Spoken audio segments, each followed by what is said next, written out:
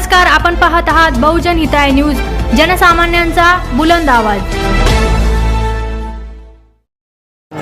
संस्थेचा वर्धापन दिन आपण नुसार साजरा केलेला आहे। या संदर्भात आपण राबविलेल्या उपक्रमांसंदर्भात आणि या कार्यक्रमासंदर्भात काय व्यक्त करतात? आज या ठिकाणी महाराष्ट्र औद्योगिक विकास महामंडळाचा 64वा वर्धापन दिन साजरा होत आहे।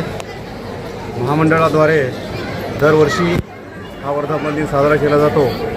वर्षभरामध्ये महामंडळातील अधिकारी कर्मचारी यांनी केलेल्या कामाचा गौरव करणे, त्याचं कौतुक करणे आणि त्यांच्या 25 वर्षे ज्यांची सेवा झालेली आहे अशा अधिकारी कर्मचाऱ्यांचा सत्कार करणे, तसेच अधिकारी कर्मचारी यांच्या पाल्यांनी आपले शिक्षण चालू असताना गुणवंत विद्यार्थी जे असतात त्यांचा सत्कार करणे या कौटुंबिक हा सोहळा असून या कार्यक्रमात अशा प्रकारे विविध उपक्रम राबवले जातात। हा वर्धापन दिन साजरा करत असताना आपण अधिकारी कर्मचारी यांच्या स्पर्धा घेत असतो।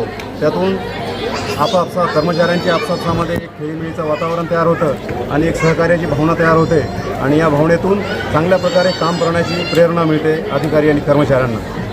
ह्या वर्षभरामध्ये छत्रपती संभाजीनगर येथील आपल्या MIDC कार्यालयाद्वारे आज आपण कौशल्य विकास केंद्राची स्थापना केलेली आहे। त्या ठिकाणी जवळपास 11 कोर्सेसची ट्रेनिंग होते।